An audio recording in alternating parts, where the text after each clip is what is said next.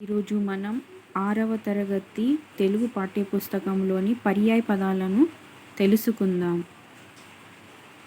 So ఇక్కడ first one అడవి, వనం, కాన, అరణ్యం, ఉదాది, సముద్రం, రత్నకరం, సాగరం, ఏనుగు, కరి, హస్తి, గజం, కప్ప, మాండుకం, బేకం, దర్దురం, కథ, గాథ, వృత్తాంతం, ఉదంతం, కడుపు, కుక్షి, ఉదరం, పొట్ట, కథనం, యుద్ధం, రణం, సమరం,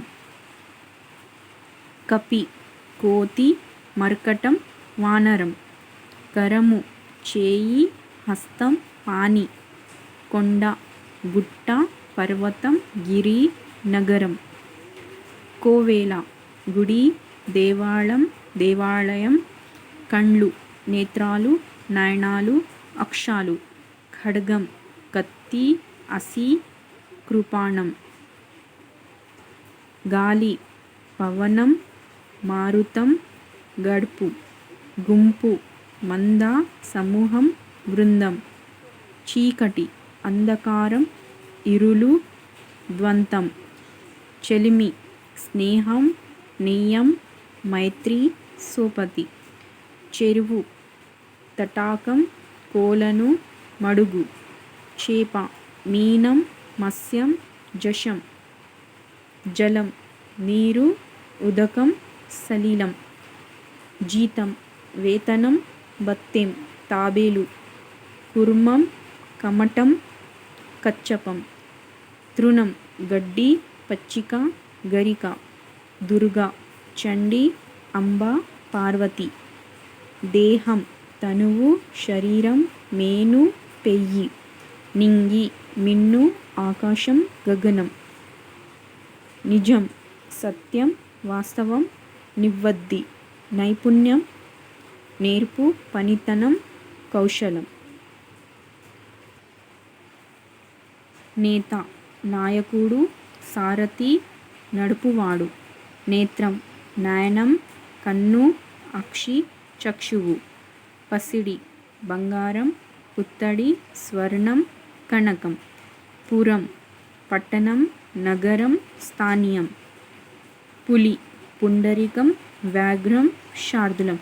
ఇది 2 సార్లు టెట్లో అడిగిన క్వశ్చన్ ఉంది, మరియు నిన్న 19 రోజు డిఎస్సి ఎగ్జామ్ జరిగింది కదా, అందులో ఈ క్వశ్చన్ అడగడం అనేది జరిగింది. పులి అంటే పుండరీకం, వ్యాఘ్రం, శార్దూలం.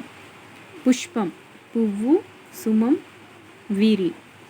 పుడుమి, పృథ్వీ, వసుధ, ధరణి. పెనిమిటి, భర్త, మొగుడు, పతి. పొలం, చేను, క్షేత్రం, సీమ. పండుగ, పబ్బం, ఉత్సవం, వేడుక. బావుట, జెండా, పతాక, ధ్వజం. బాట, తోవ, మార్గం, దారి. భానుడు, సూర్యుడు, రవి, ఇనుడు, ఆర్క్యుడు. భార్య, సతి, పెండ్లము, కళత్రం. భూమి, అవని, పృథ్వీ, వసుంధర. మేఘం, మొగలు, జీముతం, వారిదం. యుద్ధం, రణం, సమరం, సంగరం. వనది, వార్ధి, సముద్రం, అంబుది, వారధి. వంతెన, సేతువు, కట్ట. వంశం, సంతతి, గోత్రం, కులం. సదనం, ఇల్లు, నివాసం, మందిరం. సదనం అంటే ఇల్లు, నివాసం, మందిరం. సింహం, కేసరి, మృగరాజు, పంచస్యం. హర్షం, సంతోషం, ముదం, సంబూరం. హోలికుడు, రైతు, కర్షకుడు, కృషివలుడు.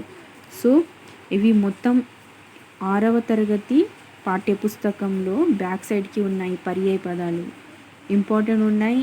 6వ తరగతి నుంచే 2 సార్లు టెట్లో మరియు ఒకసారి డిఎస్సిలో ఈ పులి యొక్క పర్యాయ పదాలు అడగడం అనేది జరిగింది. సో జాగ్రత్తగా ఈ పర్యాయ పదాలను చూసుకోండి.